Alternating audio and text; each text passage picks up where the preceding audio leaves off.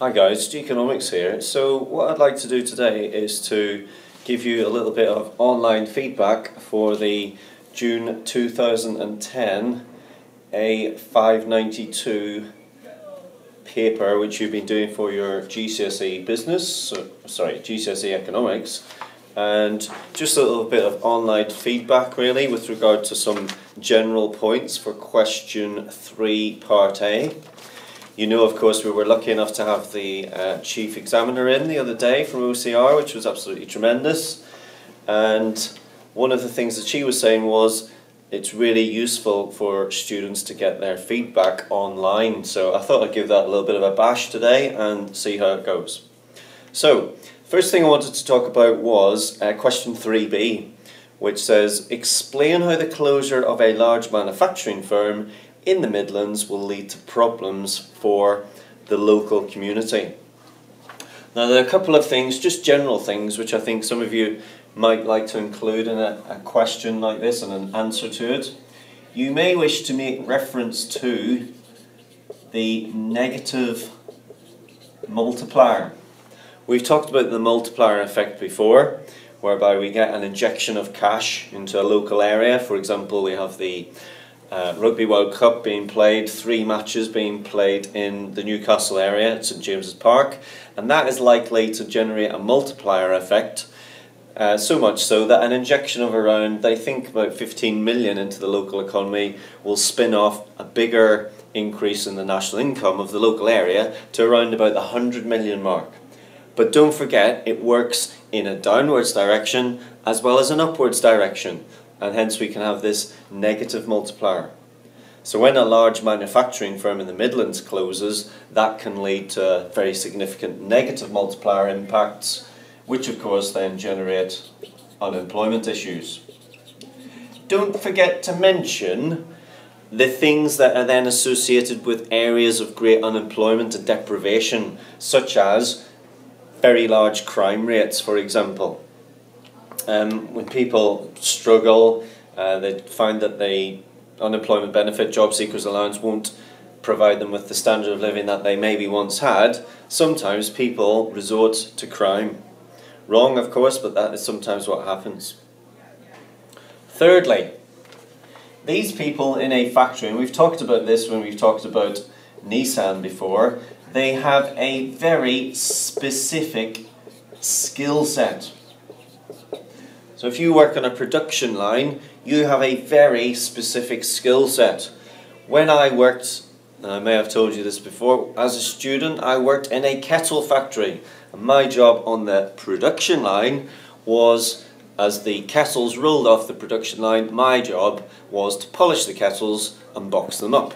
I had a very specific skill. I was the fastest polisher in town, and I had a very specific skill for the production line. But of course, if I wanted a job somewhere else, that specific skill set wouldn't really open many doors for me. And so a large manufacturing firm in the Midlands, people losing their jobs there, the same problem would arise.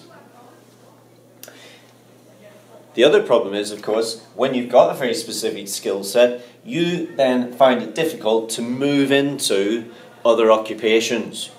And you may wish to mention the phrase occupational immobility, which explains that very point. And a final point on this is, when you are unemployed with a specific skill set,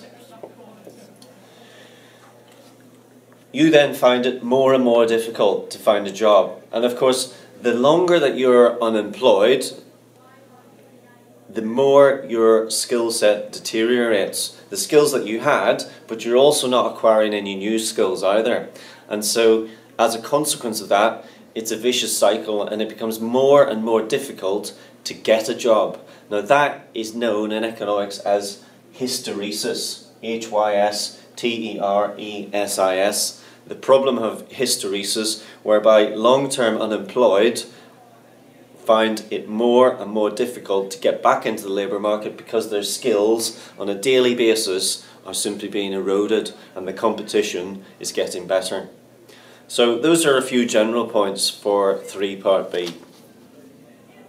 Let's move on to 3 Part C, which the question is, explain how the effects shown in figure 3 will change government spending and tax revenue. So you had this problem whereby the plant in the Midlands was closing and you had to talk about what the impacts would be on government spending. The first thing that I need to mention very importantly here is that you must answer in context. So in your answer, make it specific to the Midlands area and the problem which is arising in the Midlands area. Relate your answer to that very specific case study. If you don't answer in context in this exam paper, you will not get the marks. It's really important that you do that.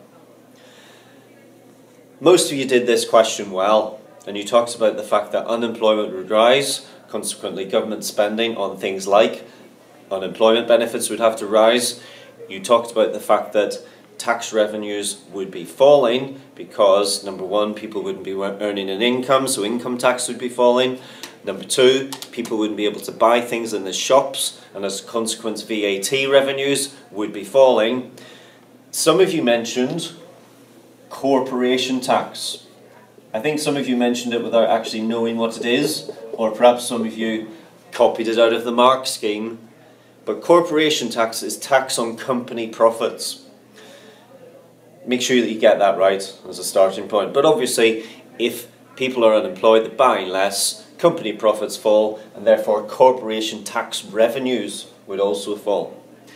I would have expected you in this question, part of your answer should have been talking about the budget position.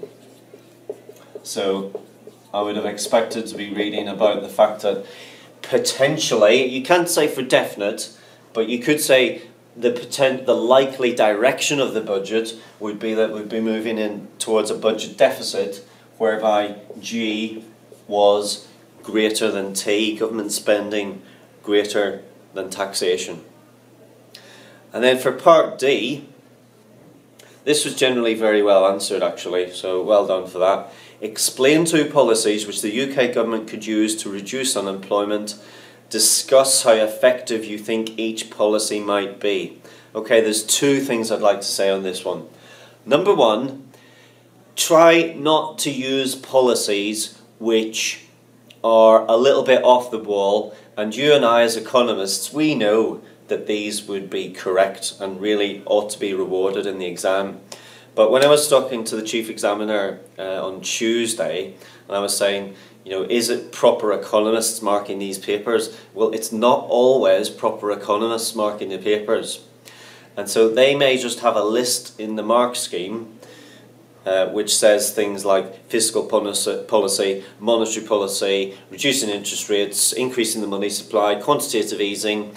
Some of you are getting into things which are perfectly acceptable, such as, well, let's reduce the minimum wage, such as supply-side fiscal policies like reducing income tax rates and so on. Try to keep to the policies which will be generally well known. There's no marks here for being smart about it, so let's just stick quite rigidly to the traditional monetary, fiscal and supply-side policies. That would be the first point. And then the other thing is, try to mix it up a little bit. So if your policy 1 is, let's say, a supply-side policy, try not to make your policy 2 a supply-side policy as well. Try and mix it up. Have a monetary policy to start, fiscal policy second. And don't be specific about your policy. Do be specific about your policy.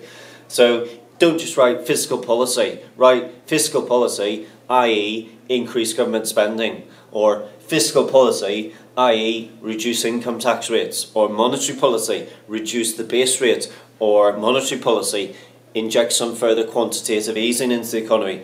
Just heard about that on the news this morning. I hope you did as well. The European Central Bank considering even more quantitative easing. When will QE end? There's a question to consider.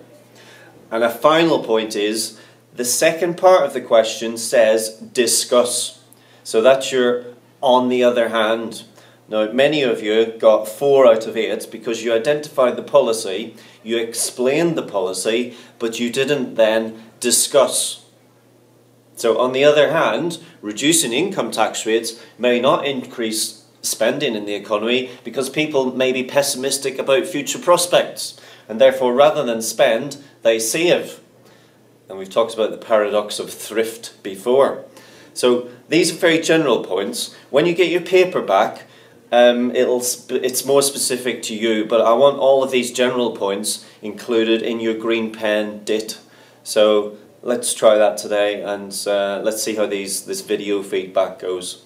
So that's G Economics for today.